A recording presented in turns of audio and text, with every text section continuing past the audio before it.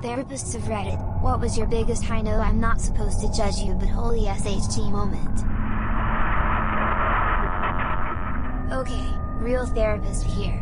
I got one. Some of my clients are shockingly bad at giving themselves credit, holy shit.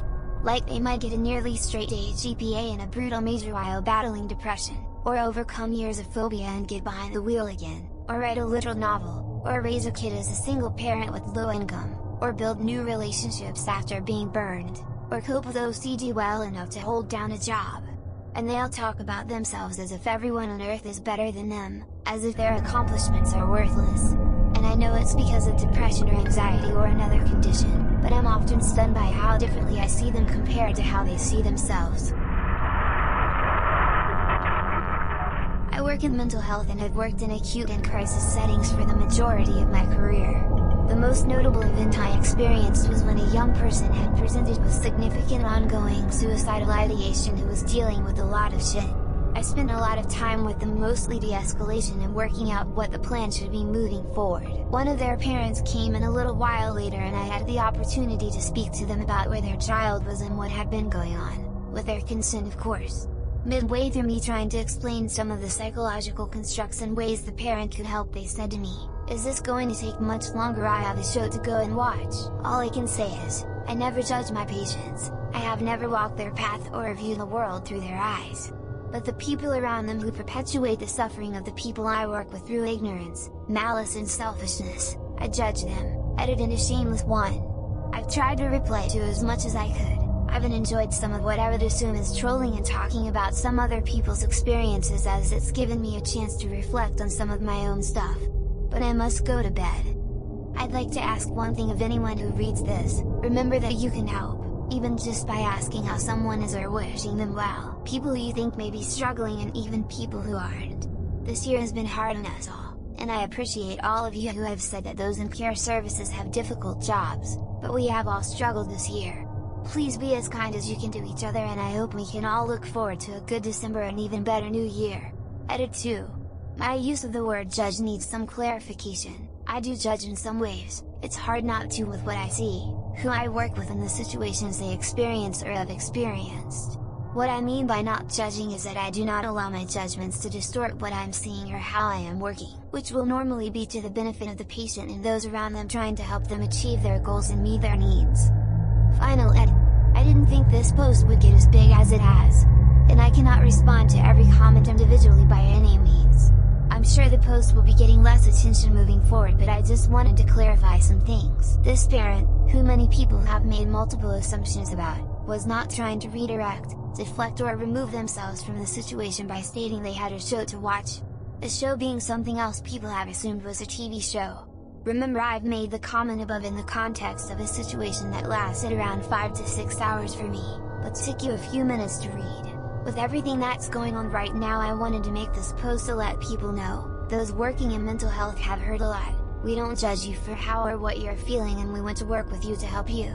I simply wanted to help in some way with a comment on the internet that I wrote in one go about an experience I've had. I know that the response to this has been overwhelmingly positive, but I would also like to say I did not mean to cause any offense or upset to anyone or claim that I'm some sort of unachievable goal of non-judgment. Anyway, I'm going to try and forget about this now.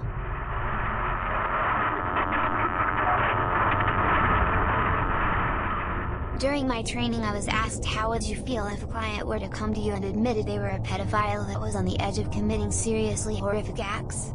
Could you see that person as another human being that needed help, or were your personal feelings about the abhorrent behavior too strong? This factor leads some people to not continue my course onto the next level, but it really illustrates the level of non-judgment needed in this field. We all have our own personal feelings, of course, but these get talked about in supervision. Edit. Wow, thanks for the awards.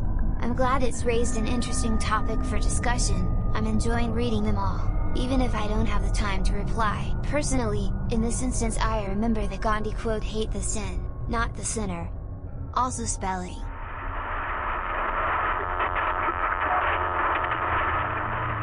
Therapist here. To piggyback on what others have said, it is highly unlikely for me to have moments where I judge my clients. It happens sometimes, but I'm able to shut down those thoughts quickly in my head and return to being present for the people I see. People are so incredibly complex that my judgment wouldn't have any meaning anyway, and it doesn't have a place in our work together.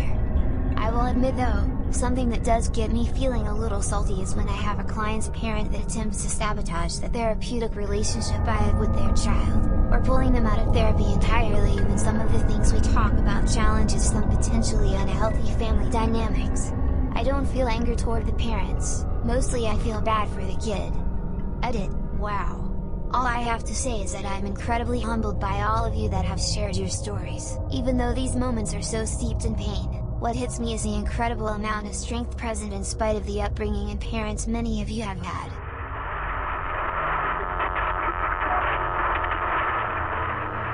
When I was underage, I got caught with a drink on Bourbon Street and got a minor in possession. I was telling my therapist about it, and said that the police caught me with a hand grenade in New Orleans.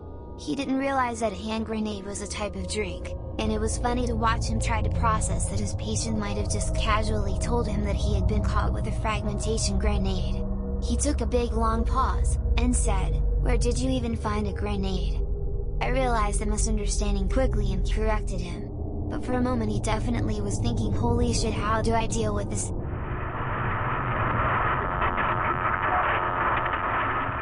I work with youth and adolescents who have anxiety, trauma, and/or depression. Some of the kids I worked with had some pretty severe attachment issues. Regardless of this, I never thought I'd have to seriously explain. 1.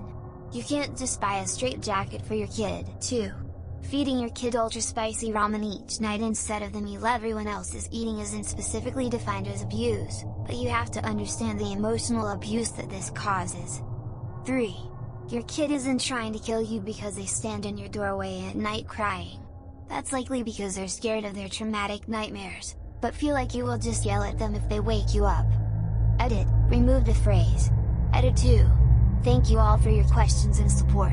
This case has really helped to shape my approach to therapy, and has highlighted the importance of healthy communication between parents and kids. My number one tip, don't let someone else tell you how you feel/think. If someone says, "You're angry with me," or something to that effect, ask yourself if you really are. If you're not actually angry, then don't spend a second more on it. A lot of kids/family members get hung up on trying to justify their own actions according to someone else's perception. Edit 3, fix straitjacket spelling. No, it's not a jacket for sexual orientations. I'm a licensed psychologist and I'll tell you I've never judged my patients. The world is so full of judgment and it's my job to objectively look at someone who's suffering and offer them empathy and a path towards healing. The one thing I've judged is the situations that people survive and continue to live their lives. I've worked with torture survivors, survivors of genocide and famine. I've worked with people whose entire villages were wiped out because a warlord wanted the water well that was sitting in the town. It always gives me pause in terms of the anguish some people face and their resilience. So if I have one message, it would be in the words of R.J. Palacio, be kind for everyone is fighting a hard battle.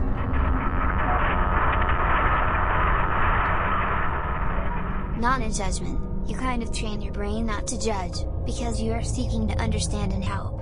When you do those things, you can't simultaneously judge. We could all use a little more of that in real life, I suppose. I'll share this though, I do feel concerned about this recent phenomenon of young people I worked with self-diagnosing, sharing, and identifying very closely with mental illness, as if the pendulum quickly swung from never, ever share your feelings to OMG, you're depressed? All of us are too. Life's challenges can be tough and they don't need a scientific sounding label to be valid and real. You are not your diagnosis.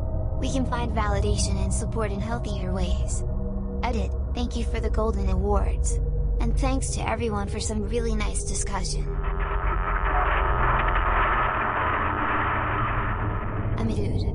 I was brutally raped multiple times between the ages of 7 and 10. My one and only attempt at trying to get help from a therapist was one of the most awful experiences of my life. I attempted to get help in my early 20s. Upon first going in, I was asked what had happened to me. After explaining a basic outline of the abuse, I could already see that she was very dismissive and seemed not to really believe me. She then asked about my relationship status.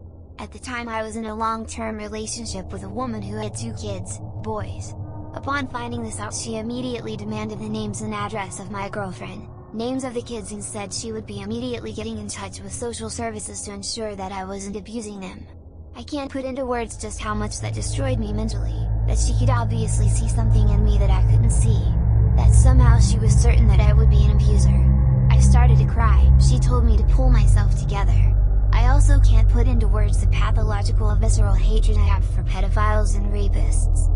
If I could get away with murdering them, I would. I will never ever inflict the absolute nightmare I went through on any child. I got up and left. I came very close to the edge of suicide that day. I also immediately ended the relationship because I couldn't deal with the thought that the kids might be at risk because of me. It's now 21 years later and I'm tearing up typing this. Because of that experience I have never sought therapist help again. I survived mentally, but it's not good survival. Edit, wow. Just wow. I am absolutely blown away by the internet strangers who are sending love and care to me. I am currently alone, in the dark, in tears, reading all these replies. To answer a few questions. I'm in the UK.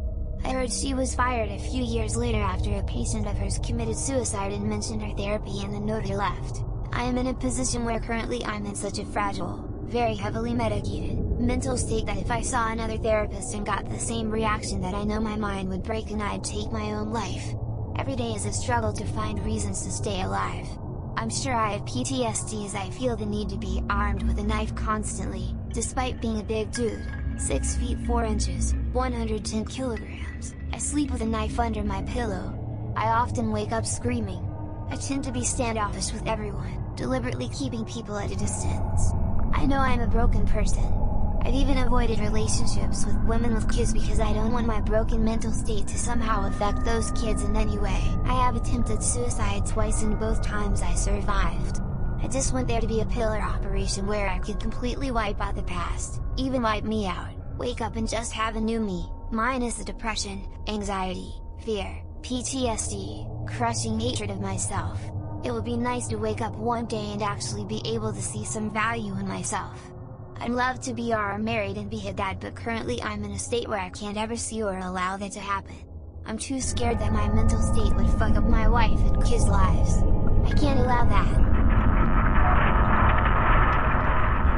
Here's my most recent one. As the pandemic worsened here in the US and more lockdowns are on their way, one of my most extroverted clients and I brainstormed ways to meet her social needs while remaining safe. The following week she cancelled her session and told me that she's positive for COVID after attending an orgy, which definitely wasn't one of our ideas. I let out the deepest, most defeated sigh after I hung up the phone. Clinical psychologist working primarily in forensics here. This means my clients are usually involved in legal proceedings, family court, juvenile court, criminal court, etc. My job is usually to evaluate or provide treatment. I'm not there to judge, that's the judge's job, but of course I have my thoughts. I am usually impressed by the justifications people make for shitty behavior. The one that irks me the most is when parents manipulate their child against the other parent. I've had to do therapy for a 5-year-old who said she doesn't want to see a parent because they haven't paid child support. Excuse me? What 5 yonos understand, or needs to be worried about child support? Once in my psychiatrist's office, a bi-monthly, 15 minutes med checked. She asked me what was going on, more as conversation. I told her that in the last 6 weeks, my 3 elders, and then 2 uncles, I was guardian/conservator for died, one right after the other. My wife had a heart attack. My daughter attempted suicide and broke her hip and had laid on her floor for a week before being found. She drank and ate from the dog's bowls. I got that call within 10 minutes of setting up the last funeral. She stopped the meeting, got on the phone with the therapist in the office next to her and had her postpone her next meeting to speak with me. I was so fucked up, I had no idea. I think she saved my life.